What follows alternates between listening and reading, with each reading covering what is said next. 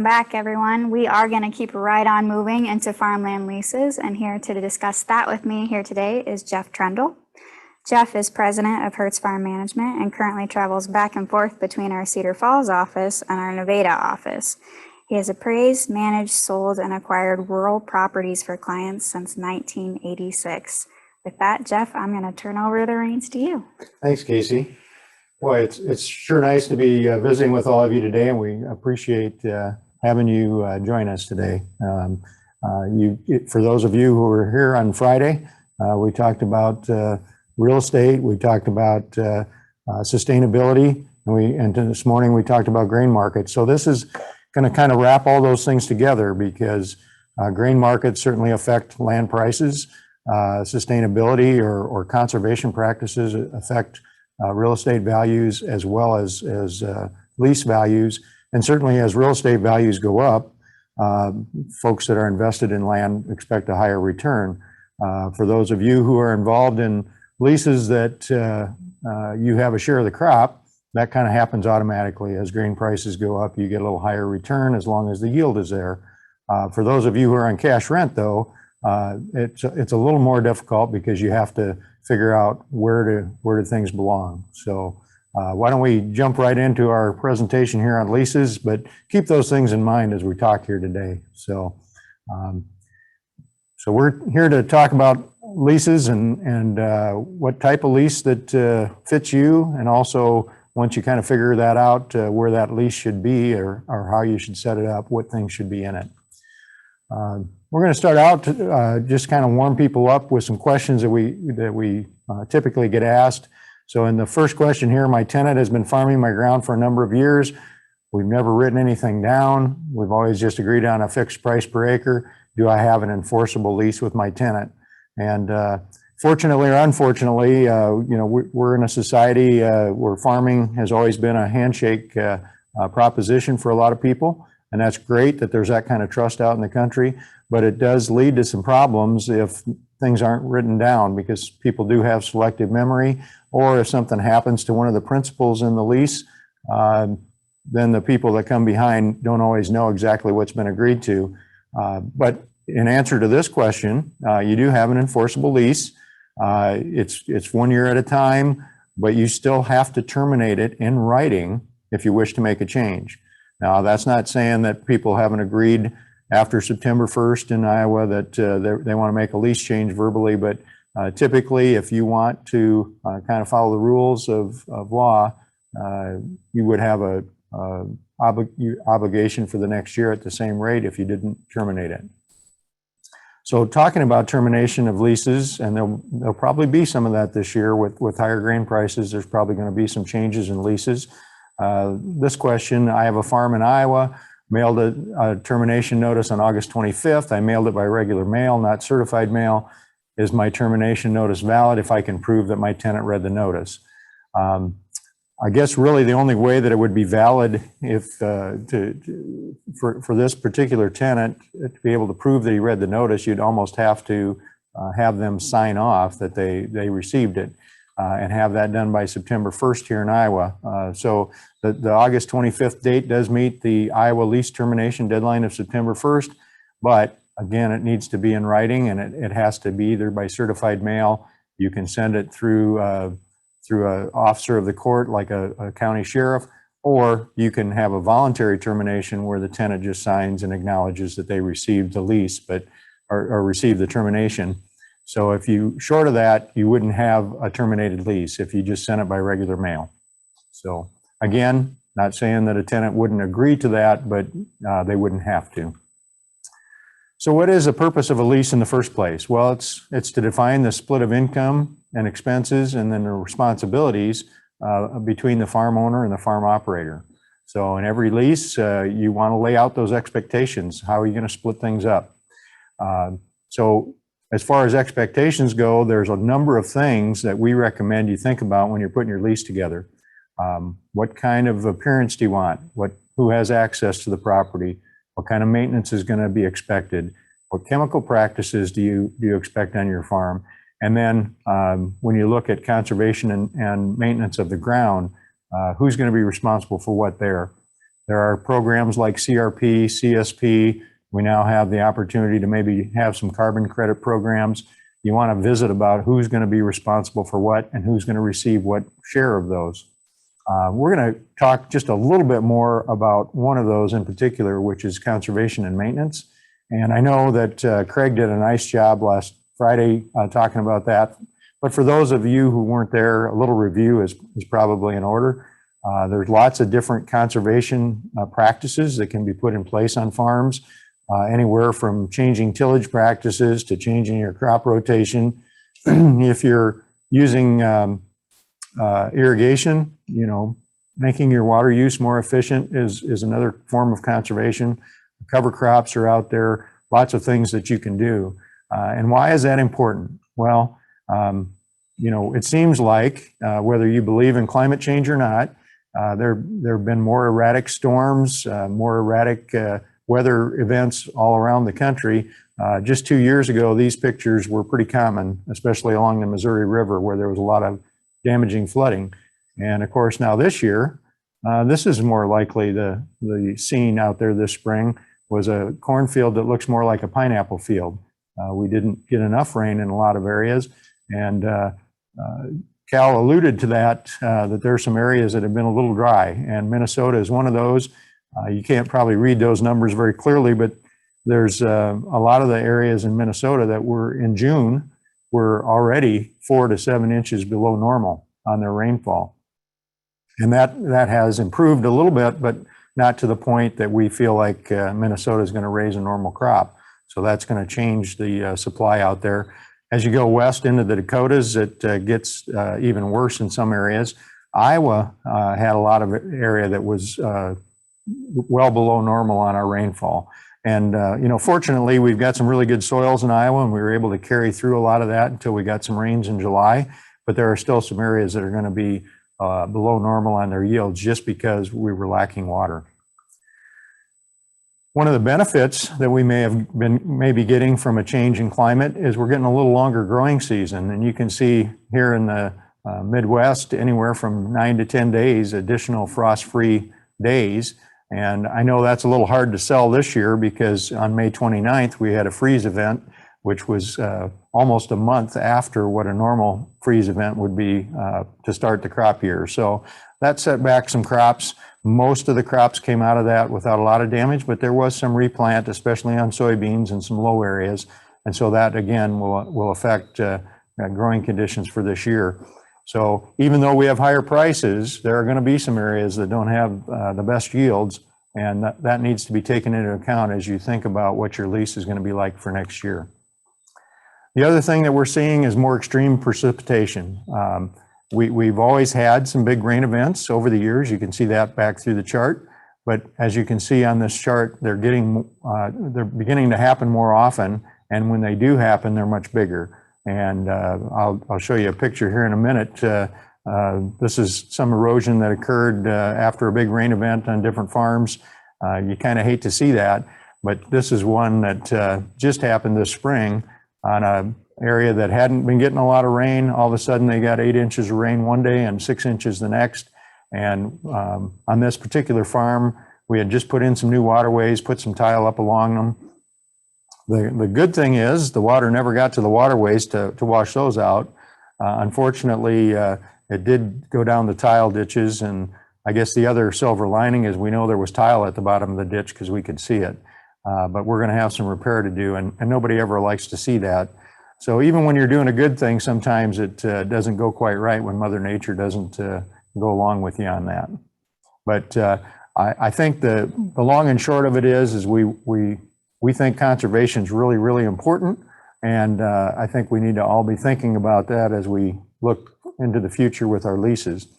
Another item that Craig talked about on Friday was cover crops. One of the things that people often ask is who's really receiving the benefit from cover crops? Is it all the landowner? Is it all the tenant? And who should pay the cost for that? And typically, whoever's getting the most benefit would typically bear most of the cost. And I would say that there's some split on that benefit. Certainly, the farm gets some long-term benefit because this helps with erosion control. It also helps with keeping some root mass under the ground, so you're building organic matter, and that is going to make the farm be able to absorb water better and be able to kind of withstand some of those big rain events. On the tenant side, though, there's also some benefits, because with that cover crop, when it's killed in the spring right before planting, it lays there as kind of a mat and can keep weed pressure down. And we've noticed considerable help with weed pressure on those farms where we have cover crops. There's a downside to that as well. If it stays wet, that mat on top of the ground makes it difficult for the ground to dry out. So some years it can be more difficult for your tenant to get the crop in timely. And this spring, when we had that late freeze event, those acres that had more cover on them actually froze a little sooner. So we've kind of had to talk through that with a lot of tenants that were trying cover crops for the first time and then had more damage because of it. Again, doing a great thing for the land, but Mother Nature didn't cooperate quite right. So who should pay for that? I think there's a good argument for splitting the cost between the owner and the operator. A lot of the clients that we're working with are paying for the seed for the cover crop, and then the operator is providing the labor and machinery to get that in. Another thing that we're doing a lot of is waterways, and we know that when you have these big rain events, the water has to get off the land, and putting a grass waterway there to run down is going to reduce the chances of losing a lot of soil. I'm sure New Orleans appreciates us sending them some dirt every once in a while, but we'd like to keep as much of that really good dirt here in Iowa as we can. So one of the other programs that's very helpful when it comes to conserving soil, especially on some of the marginal ground or filters along creeks and so on, is the CRP program or the CSP program. They kind of can work with each other a little bit, but that's something you should talk about in your lease as to who's going to be involved in the CRP program, who's going to take care of the program acres, and so on. So there are other things you should have some expectations set for in your lease. Fertilizer balance, who's going to take care of fences if you still have any. If there's improvements made on the farm, who's going to take care of those? What kind of information do you want?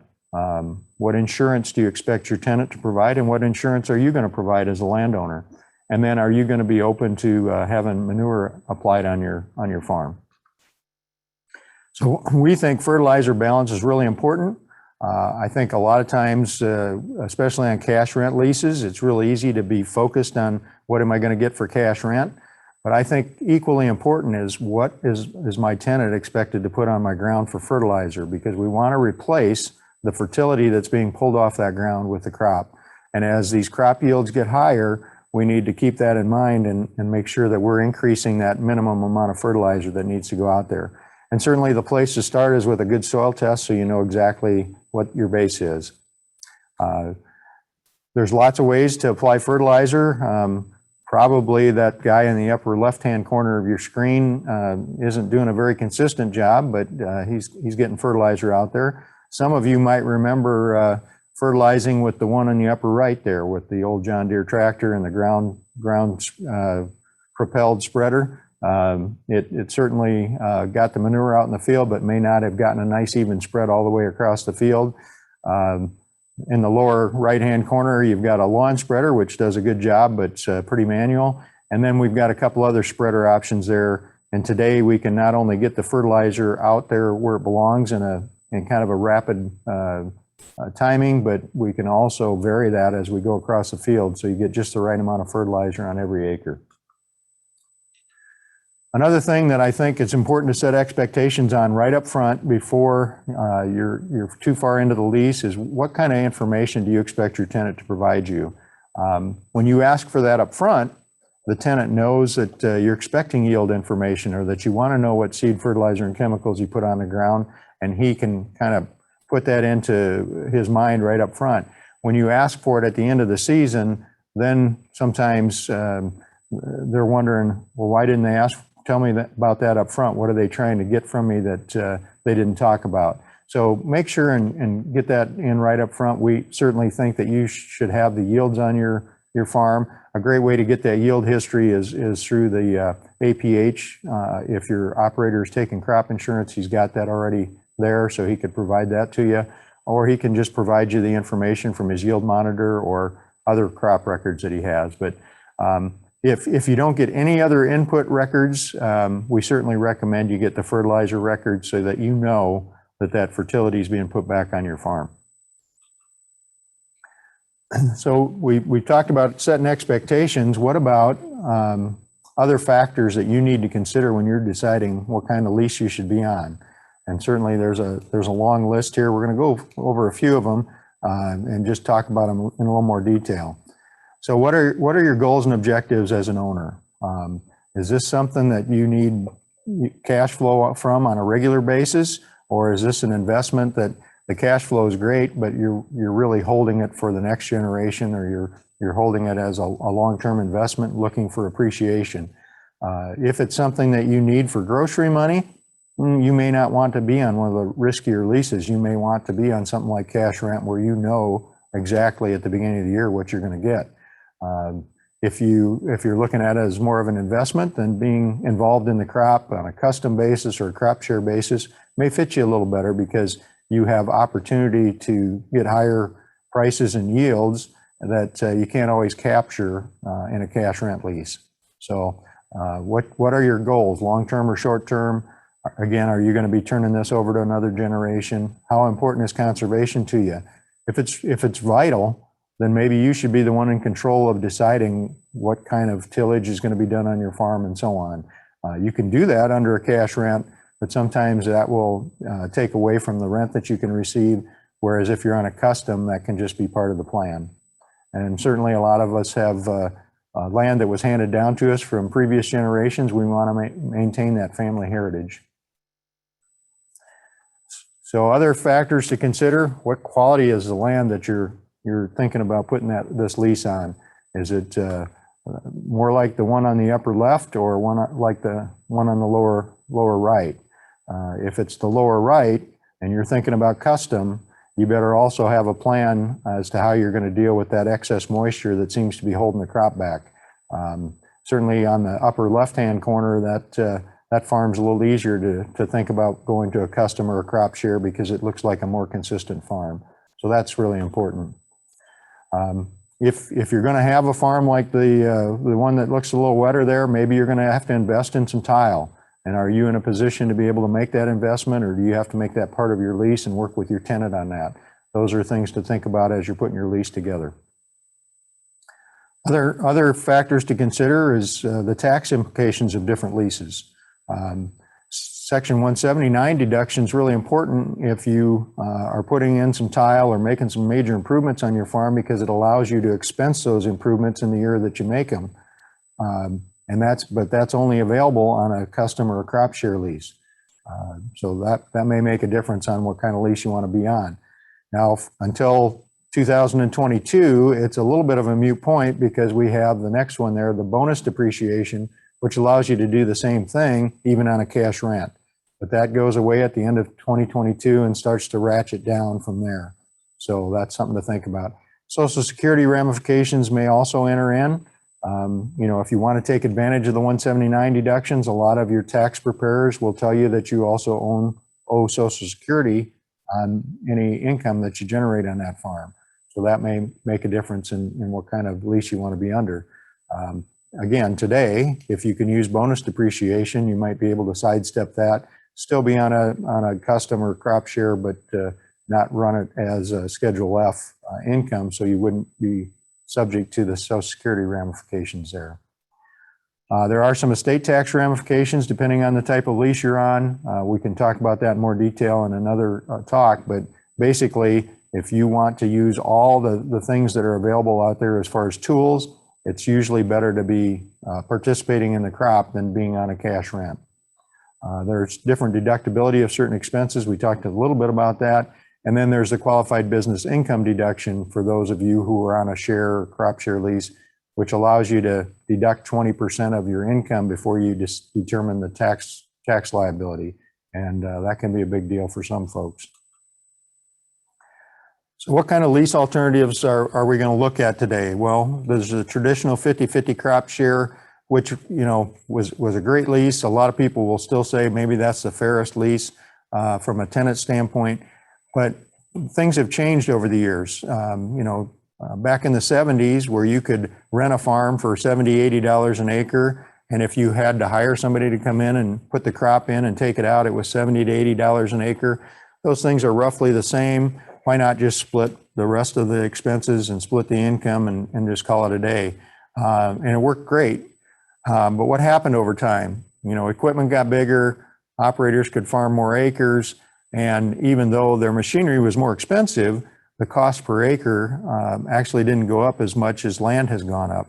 And so you can still hire somebody for anywhere from $120 to $150 an acre to farm a farm on a custom basis, but you can't go out and rent very many farms for that same $150 an acre. You're going to pay 200 plus, maybe this next year 300 plus.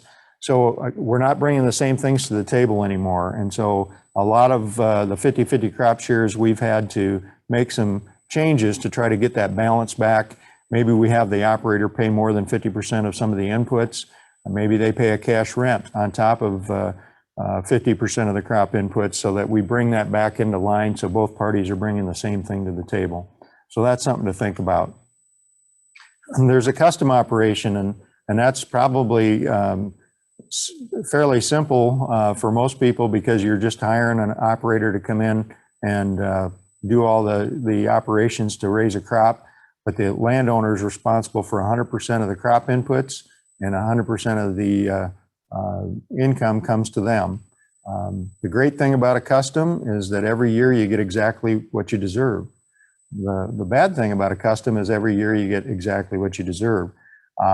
But there's insurance to kind of help offset that bottom end and give you kind of a base of income even on a custom operation, so that you have enough input money to go to the next crop, even if you have a disaster.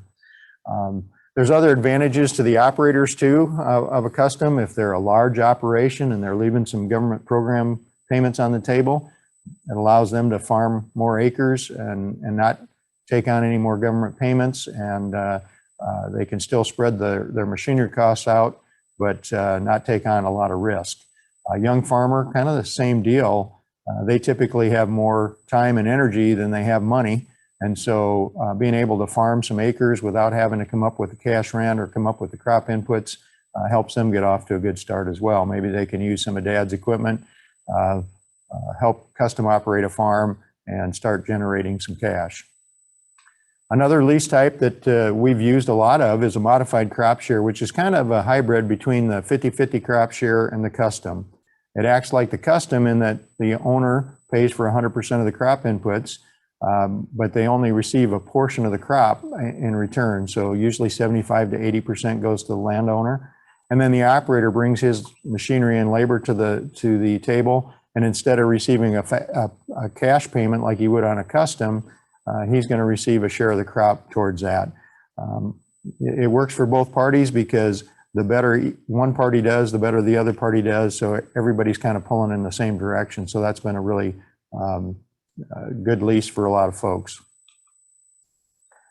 Another alternative is a net share, and that kind of is the total flip of the modified crop share. In this case, the operator pays for all the crop inputs, and he receives the bulk of the crop. Usually 60 to 70% goes to the operator, 30 to 40% to the owner. And then the owner pays for their share of the crop insurance and drying and storage. Whereas on the modified crop share, the tenant pays for their share as well. When you look at this, one of the reasons this kind of works is that typically cash rents are set up where the owner receives somewhere between 30 and 40% of the income in the form of cash rent. And so when you're trying to figure out where our cash rent should be, a lot of times just looking at what your long-term income potential has been, if you fall in that 30 to 40% range, you're probably at least in the range of where cash rent should be. So we'll talk a little bit about cash rent here. Some of the good things about cash rent, as we talked, is guaranteed income. So you know exactly at the beginning of the year where you're going to be. You do have a little less control. We can write a pretty tight lease, but one of the reasons that operator is willing to pay you a cash rent is that he wants to be able to do everything he can to try to generate income for himself. And so They're not looking to have a lot of restrictions on what they can do because they want to do what's in the best interest of their operation. Most of those things will also be in the best interest of the landowner, but once in a while there are some things that are different. I've got question marks behind lower risk, and lower risk depends on when you're collecting your rent. If you're collecting all your rent up front in March before the crop ever goes in the ground, yes, you've lowered your risk. But if you've got half or more of your payments coming after the crop is harvested, if we have a bad year, that may or may not lower your risk, because you may be asked whether you're going to be a good guy or a bad guy. If we have your operator comes to you and says, geez, I didn't have a very good yield this year. Is there any chance you could lower my rent just a little bit? Now you've put yourself in a position of having to be the bad guy if you say no. So it's something to think about. And a lot of the leases that we're writing now have most of the rent due up front. If you're going to have a second payment on the rent, or maybe you're collecting your rent later in the year, we do recommend you put a UCC1 in place, and we'll talk a little bit more about that in just a minute. We talked about rent collection in a challenging growing season. I want to emphasize again those fertilizer requirements. Make sure that regardless of the lease type, you know how much fertilizer is going on that farm. And on a cash rent, in order to do that, you need to tell your tenant up front what you expect. It's not fair to be disappointed that he didn't put enough on when you never asked him to put a specific amount on. And then tax treatment, again, we talked a little bit about that earlier. So on the UCC1 here in Iowa, also in Minnesota and Nebraska, if you want to secure your rent payment, it's recommended that you file a UCC1 because the landlord's lien is not effective in a bankruptcy situation on the federal level without that UCC1 in place to perfect it. So we recommend you go ahead and do that if you've got a second payment. In Illinois, you don't have to do that, it's not required. But if you don't file a UCC1, you still need to let all the prospective grain buyers know in the area that you have a lien on that crop. Sometimes that's more hassle than just going ahead and getting the UCC1 filed. So even in Illinois, we recommend that you think about that if you have a second rent payment. One of the last alternatives we'll talk about is the flex or variable cash lease. And it works a little bit like the cash rent in that there is a base rent that is set, but then there's a bonus or flex portion of the lease that gets paid in years where a certain event happens. And usually that's tied to some kind of an income source. So we've got a couple of examples here. You could have a flex lease where it's based on crop yield only. So if the yields go above a certain level, there's another payment that's made. It could be based on price only. If corn goes above $5, I get another $10 an acre, for example. Or you could do it based on gross income, the yield and the price. That seems to be a little better route to go, because if you think about it, prices usually go up when crop yields are lower, and yields are higher when prices are lower. So if you have it based only on one of those factors, you may not be getting a very true reading on what really happened on your farm, and it may not be a fair way to determine rent. Another way to do it is to base it on net income, yield times price minus what the crop inputs were for that year. That's a great way to go. It takes a little risk off the operator, but still allows the owner to be rewarded. The trouble is most people go to cash rent because they want something simple, and that doesn't really come across as being real simple. Another option is to base it on crop insurance parameters, and I do have an example of that here. For example, if we had a farm that their long-term APH or actual production history is 190 bushels per acre, we know the spring price this year was $4.58. We could have a very simple flex lease that says whatever that APH is times whatever the spring price is announced at on March 1st, we're going to take 35% of that, and that's going to be our rent. So that's right in the middle of that 30 to 40% range. So on that farm, your rent this year would have worked out to be $305 an acre. You know all those factors up front. March 1st, you can collect your rent and then move on and not worry about it again until next year. So that's a very simple flex lease.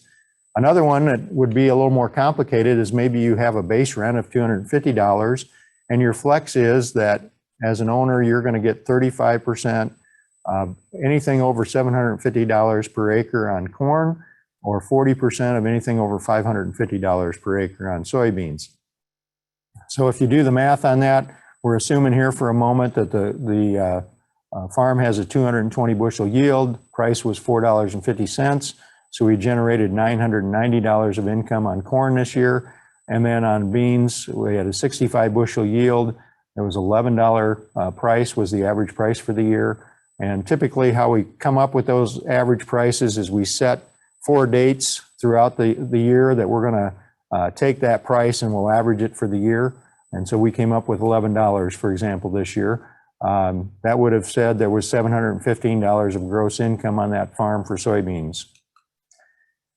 When you put that into the formula, you take the $990 of corn income, subtract the $750 that was used to determine the base, and that says that there's a $240 difference.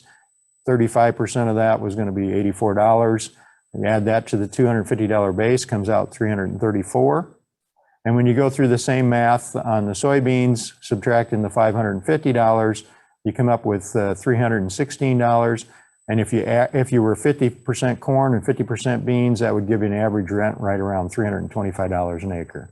So that's another way to do it. Again, if you're doing cash rent because it's simple, this may not qualify under that definition because it does take a little more effort to do this. But if you're working with an operator that is concerned about whether he can compete with some of the big cash rents paid out there, but is certainly willing to pay you a big cash rent if he has a good year, this might be a lease you want to look at. So now what? We've got all these different lease types. How are we going to figure out what fits us? And a lot of it's going to come down to what kind of risk you're willing to take and whether that risk is going to be rewarded. So we've got a lease comparison here. We're with the higher prices that Cal talked about this year, we're going to say that the average corn price was $4.50 and the bean price was $11. We're taking a 200-acre farm and assuming that half of it's corn, half of it's beans, and that the yield on this farm was 220 bushels and 65 bushels.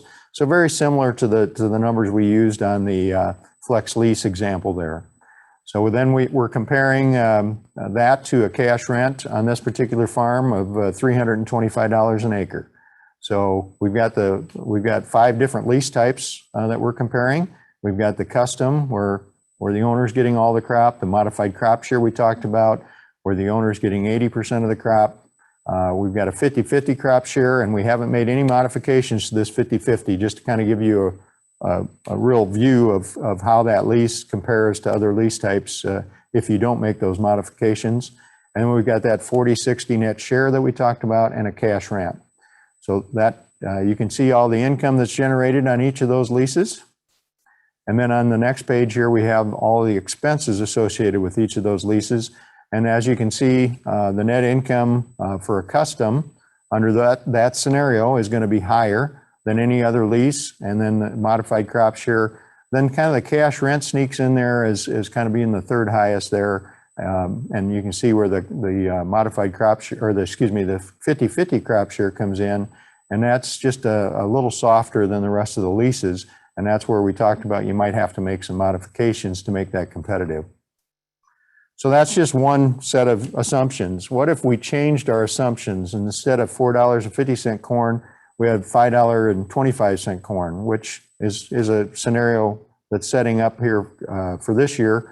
Or maybe you look back a year or two and we only were able to average $3.75 a bushel that year on the low side. Same thing on beans. We have a $2.25 swing either way. And on the cash rent, we've changed those $50 an acre. So we've got a high, medium, and low. And let's look at what those net incomes would look like. So on the medium, which is the one we just looked at, again, the custom was going to be higher than any of the other leases. Modified crop share comes in there next, and then the cash rent at $271. But if we had a year like we're setting up for this year, under those same assumptions, with just changing the price, $453 would be your net income on custom, which is almost $150 increase. but your cash rent only goes up about $40 or $45. So there's quite a spread between that custom and the cash rent and a good year. And on a low price year, yes, you could enter a situation where a custom didn't perform as well as that cash rent. But again, that spread isn't nearly as wide. It's about $60 an acre versus over $100 an acre. So if you have a really good quality farm, and if you're willing to take some risk, under both the medium and the high scenarios, you're going to have significantly more income than if you go to a cash rent where, yes, the income is a sure thing, but it isn't probably going to give you the opportunity to take advantage of some of the high prices that often happen throughout the middle of the crop year and aren't still there when you're negotiating your rent a lot of times in the fall. So where are rents headed? A lot of people are getting into the point in the year where they're thinking about cash rents. A lot of times we're asked, when's the best time to negotiate cash rent? Well, the best time for an individual landowner is when they're the most comfortable.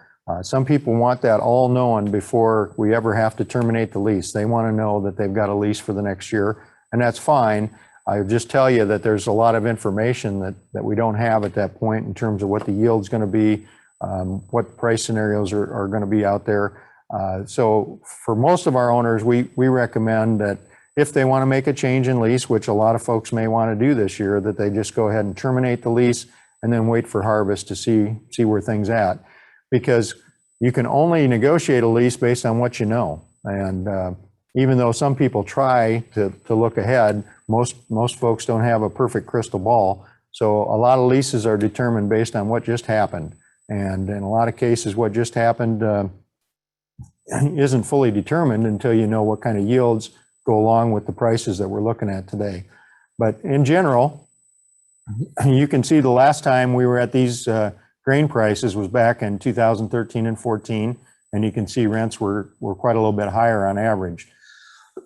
Excuse me. But in Illinois, they typically put out their rent information in August, so we don't have that. And same way in Minnesota. But in Iowa, we already have a new rent survey out, and that showed that rents were up $10 for 2021.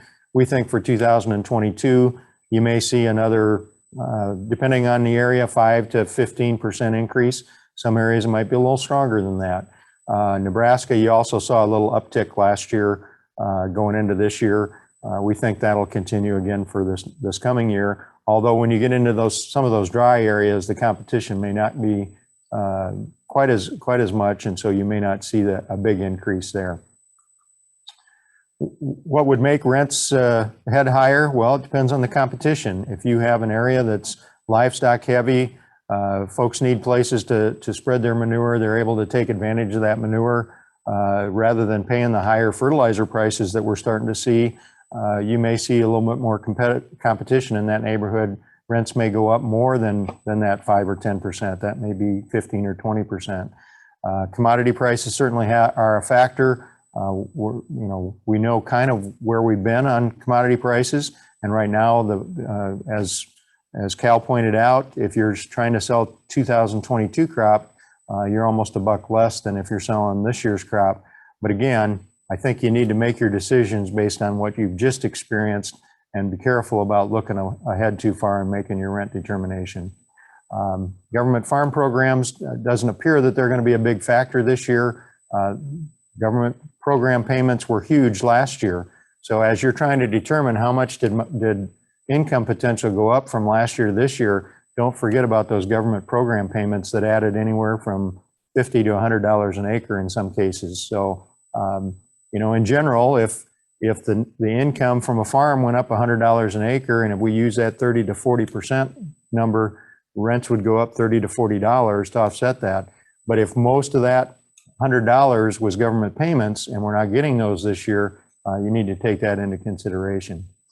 Input costs certainly are going to be a factor. And, the last time we went through this big increase in grain prices, I think a lot of folks were asleep at the switch, including, landowners who didn't get that first rent increase probably as big as it should have been, because we just hadn't seen rents move that much that fast.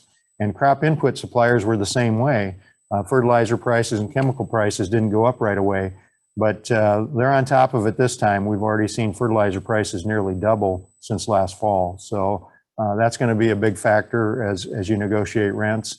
Certainly past yields are important.